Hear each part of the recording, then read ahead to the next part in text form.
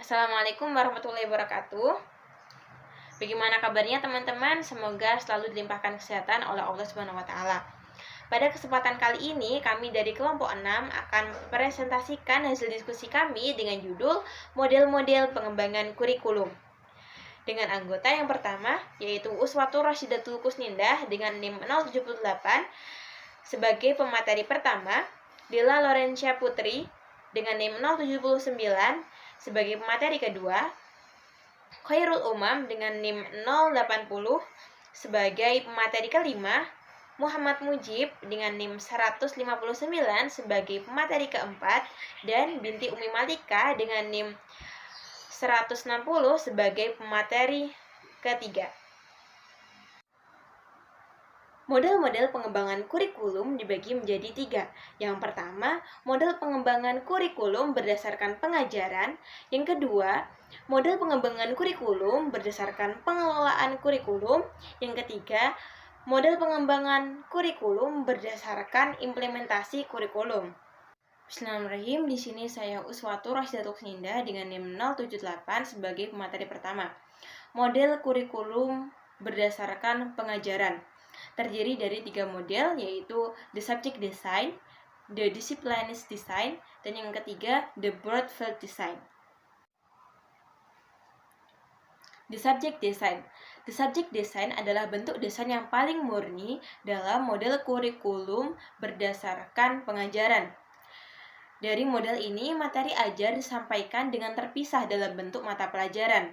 Ketika abad 19, pendidikan lebih cenderung ke arah yang bersifat praktis terkait dengan pencarian. Pada saat ini, mulai berkembang mata pelajaran IPA, bahasa yang masih bersifat teoretis atau teori, juga mata pelajaran praktis seperti pertanian, ekonomi, dan lain-lain.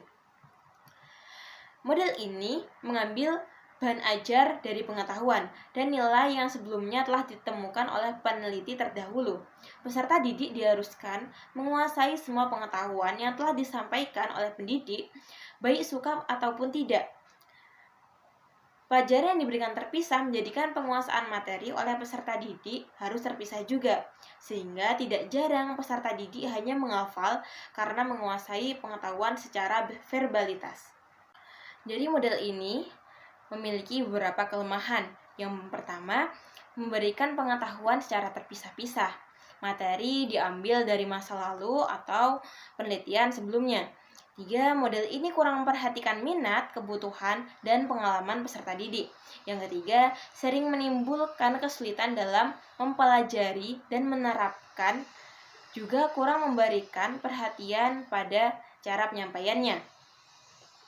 Samping itu, ada juga kelebihan-kelebihan dari model the subject design ini. Yang pertama yaitu dalam penyusunan materinya cukup mudah. Yang kedua, penerapannya juga mudah. Yang ketiga, memudahkan peserta didik untuk mengikuti pendidikan di perpendidikan tinggi, sebab di perpendidikan tinggi umumnya menggunakan desain ini. Yang keempat, dapat dilaksanakan secara efisien karena metode utamanya adalah metode exploratory yang dikenal tingkat efisiennya cukup tinggi dan sangat tepat digunakan sebagai alat untuk melestarikan dan mewariskan budaya. Yang kedua yaitu the disciplines design. Desain ini termasuk dalam pengembangan the subject design. Keduanya sama-sama berfokus pada isi atau materi kurikulum. Namun, keduanya memiliki perbedaan. The subject design belum ada kriteria yang tegas tentang apa yang dimaksud dengan subjek. Belum ada perbedaan antara matematika, psikologi, dengan teknik ataupun cara, semuanya disebut dengan subjek. Sedangkan pada disiplin desain, kriteria tersebut telah tegas, yang membedakan apakah suatu pengetahuan itu ilmu atau subjek, dan bukan batang tubuh keilmuannya. Batang tubuh keilmuan inilah yang menentukan apakah suatu bahan ajar itu disiplin ilmu ataupun bukan. Dalam disiplinis desain, isi kurikulum yang diberikan di sekolah berupa berbagai disiplin ilmu. Disiplinis desain tidak seperti subjek desain yang menekankan penguasaan fakta-fakta dan informasi, tetapi terlebih pada pemahaman.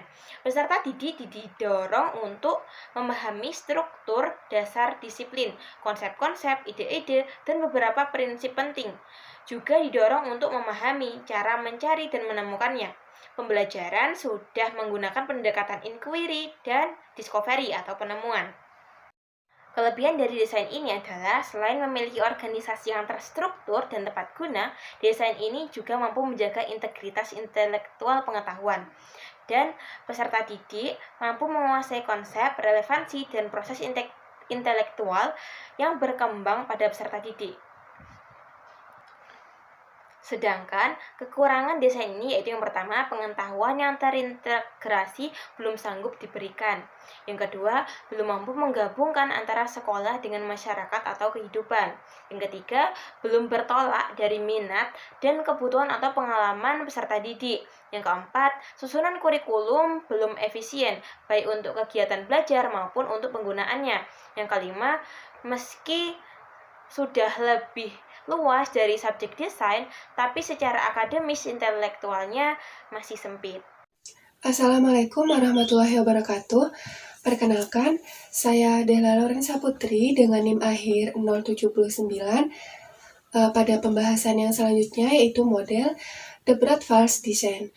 Dalam model ini merupakan salah satu usaha untuk menghilangkan adanya pemisahan dalam subjek desain dan disiplin desain yaitu dengan model Bradfast Design.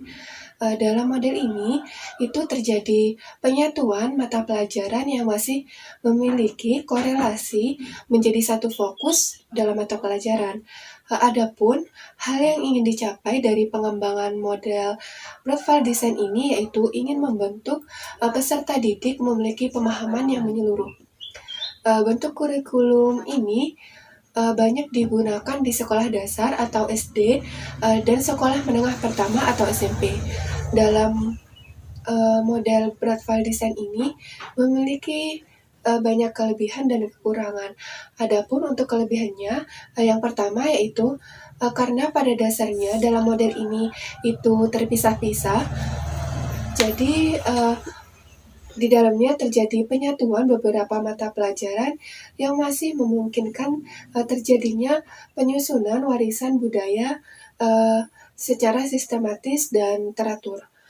Untuk yang kedua, kelebihan yang kedua yaitu karena adanya proses pengintegrasian memungkinkan peserta didik itu melihat hubungannya antara beberapa hal.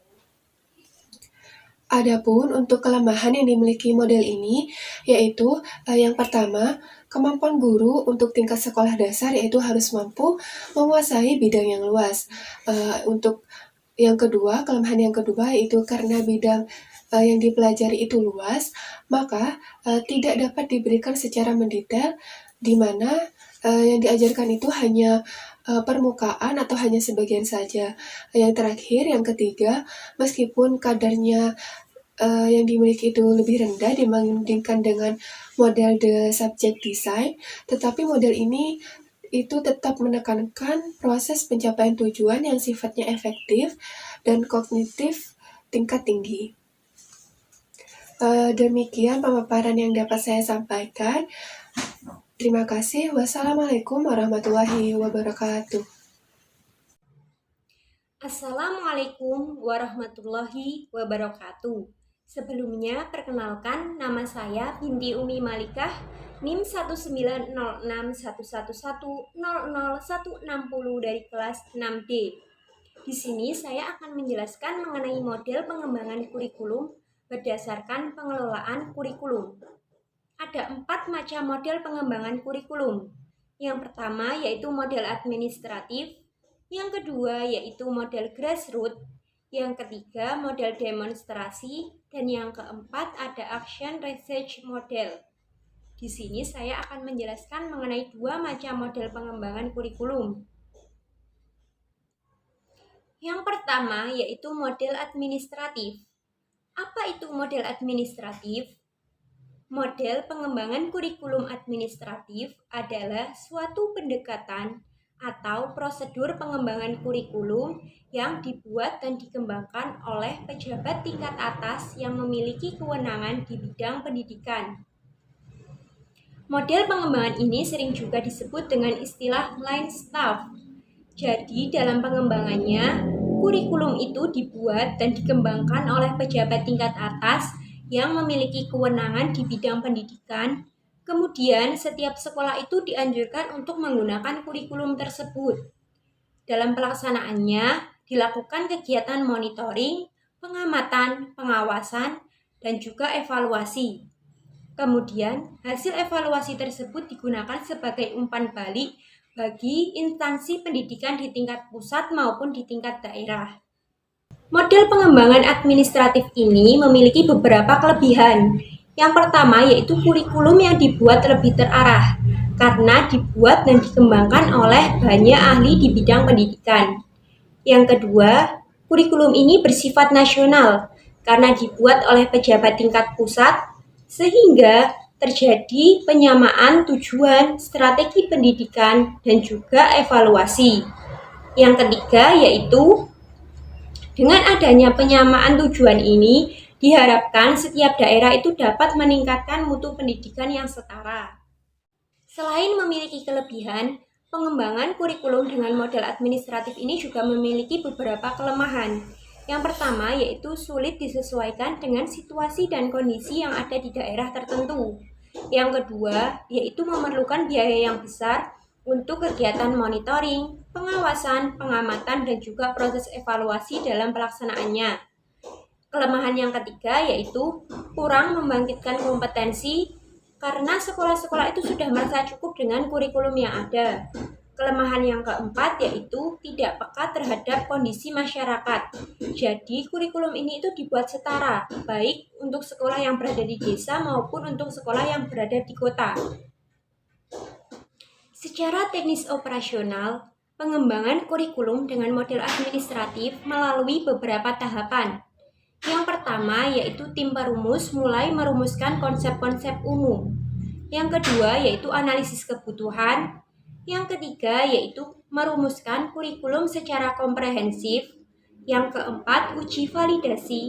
Yang kelima revisi. Yang keenam sosialisasi. Dan yang ketujuh monitoring dan juga evaluasi. Model pengembangan kurikulum yang kedua yaitu model grassroots.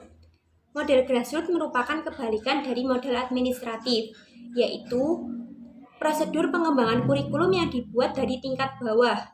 Jadi yang mengembangkan dan yang membuat kurikulum adalah guru atau sekolah itu sendiri. Model pengembangan grassroots sering disebut dengan istilah bottom up. Adanya pengembangan kurikulum dengan model grassroots ini didorong oleh pengalaman yang dirasakan oleh para guru. Jadi, dalam mengajar, dirasa kurikulum yang digunakan itu terdapat ketidaksesuaian atau terdapat masalah, sehingga perlu dilakukan adanya pengembangan kurikulum. Ada beberapa hal yang perlu diperhatikan agar pengembangan kurikulum dengan model grassroots ini dapat terlaksana dengan baik. Yang pertama, guru atau sekolah itu harus bersikap kritis dalam menanggapi kurikulum yang sedang berjalan. Yang kedua yaitu guru atau sekolah harus memiliki ide-ide kreatif dalam proses pengembangan kurikulum. Yang ketiga, guru dan juga sekolah harus terlibat secara langsung dalam proses pengembangan kurikulum. Yang keempat, guru dan sekolah harus memiliki sikap terbuka dalam menerima masukan-masukan dalam rangka pengembangan kurikulum. Kelebihan dari model pengembangan grassroots ini yang pertama yaitu kurikulum lebih sederhana dan mudah dalam pelaksanaannya karena dibuat oleh sekolah itu sendiri. Yang kedua, lebih sesuai dengan kondisi dan situasi sekolah karena dalam pengembangannya disesuaikan dengan kondisi dan sekolah tersebut. Yang ketiga, memunculkan adanya kompetensi di antara guru-guru atau sekolah-sekolah sehingga diharapkan mampu melahirkan tenaga pendidik yang memiliki kreativitas dan inovasi yang tinggi. Selain itu, kekurangan dari model pengembangan grassroots yang pertama yaitu sekolah yang memiliki sumber daya manusia yang kurang bagus dan juga sarana dan prasarana yang kurang memadai akan merasa kesulitan dalam proses pengembangan kurikulum.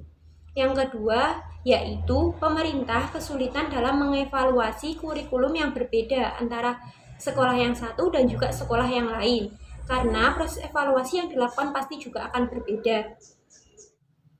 Adapun tahapan dalam pengembangan kurikulum dengan menggunakan model grassroots adalah sebagai berikut.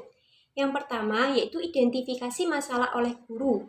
Yang kedua, penyusunan naskah kurikulum. Yang ketiga, penyusunan draft kurikulum. Yang keempat, uji validasi. Yang kelima, revisi. Yang keenam, legalisasi. Dan yang ketujuh, implementasi. Demikian penjelasan saya mengenai model pengembangan kurikulum administratif dan juga grassroots. Kurang lebihnya saya mohon maaf. Sekian, wassalamualaikum warahmatullahi wabarakatuh. Assalamualaikum warahmatullahi wabarakatuh. Sebelumnya perkenalkan, nama saya Muhammad Mujib, NIM 159 dari kelas 6D. Di sini saya akan menjelaskan model demonstrasi. Model demonstrasi ini dipraksai oleh sekelompok guru atau tim ahli yang bermaksud untuk mengadakan perbaikan terhadap kurikulum. Seperti halnya grassroots, pengembangan kurikulum dengan model demonstrasi ini juga datang dari bawah. Artinya apa? Model demonstrasi ini dipraksai oleh sekelompok guru atau tim ahli yang bermaksud untuk mengadakan perbaikan kurikulum. Model demonstrasi biasanya berskala kecil dan hanya mencangkup salah satu atau beberapa sekolah dan juga komponen kurikulum atau beberapa komponen kurikulum. Kelebihan dari model demonstrasi ini sendiri yaitu yang pertama, kurikulum ini akan lebih nyata dan juga praktis karena dihasilkan melalui proses yang telah diuji dan diteliti secara ilmiah. Kemudian yang kedua, karena pengembangan dalam skala kecil, maka akan terhindar dari kesenjangan dokumen dan juga pelaksanaan ketika di lapangan. Kemudian yang ketiga, model ini tuh menggerakkan inisiatif dan juga kreativitas guru-guru serta memberdayakan sumber-sumber administratif untuk memenuhi kebutuhan dan minat guru dalam mengembangkan program baru. Selain memiliki kelebihan-kelebihan tersebut, model ini juga memiliki beberapa kelemahan, yaitu dalam pengembangannya, model ini dapat menciptakan penentangan atau perbedaan pendapat di kalangan guru karena adanya perbedaan sudut pandang dari masing-masing guru tersebut.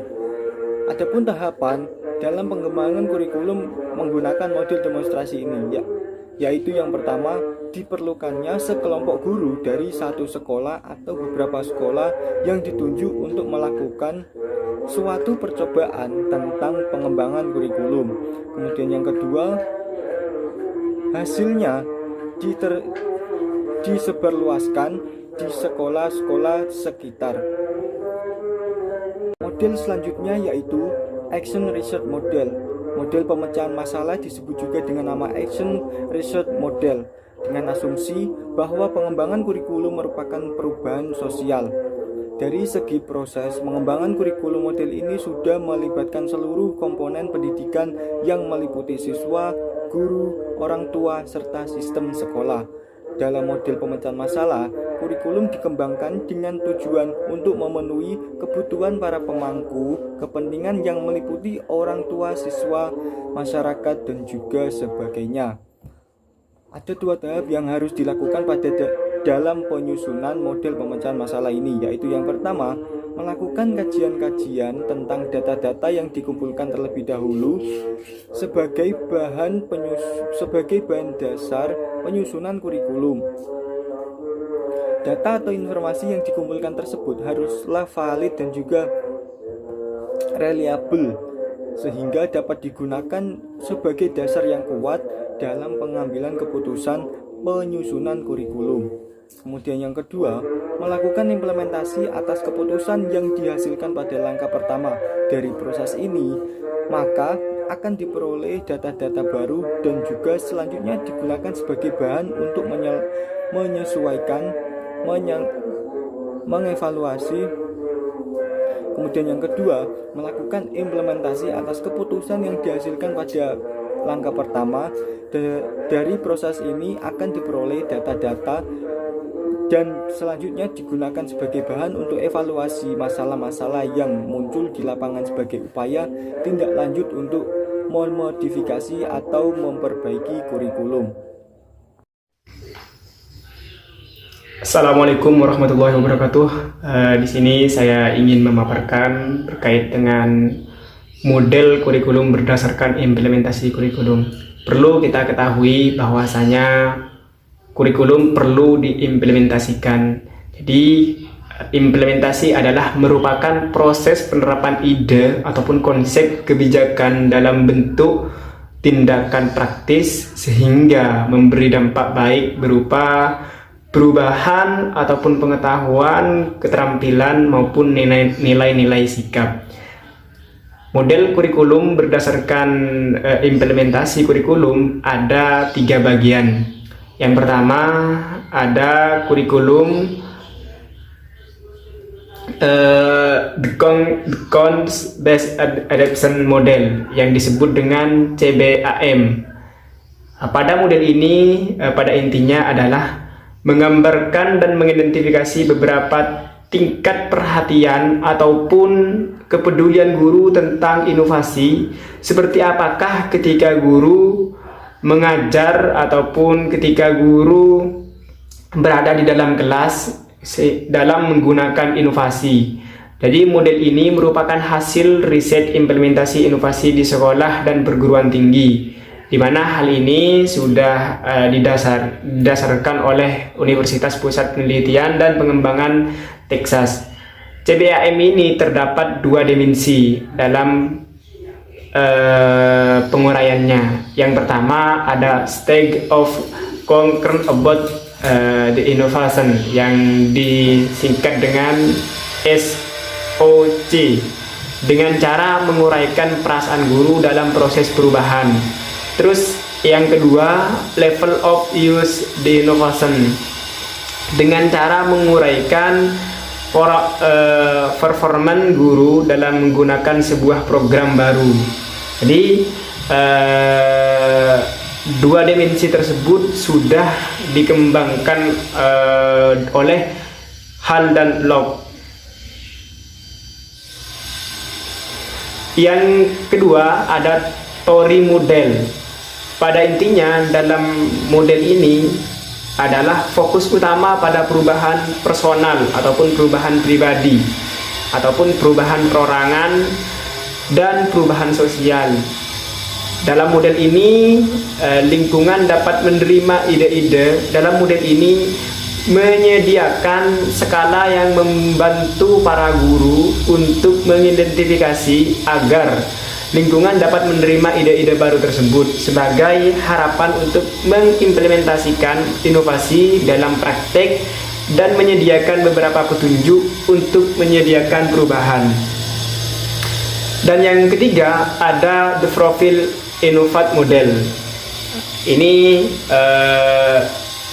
model ini telah dikembangkan oleh Lidworth pada 1982, yang mana model ini fokusnya terhadap guru ataupun pengajar. Oleh karena itu memungkinkan para guru ataupun para pengembang kurikulum untuk menggambarkan suatu gambaran ataupun profil hal-hal yang menjadi hambatan dalam melakukan perubahan serta berusaha untuk mengatasi hambatan-hambatan tersebut. Model ini tidak hanya bersifat deskriptif, namun juga memberikan strategi-strategi untuk mengatasi berbagai hambatan dan implementasi dalam model kurikulum tersebut. Terima kasih.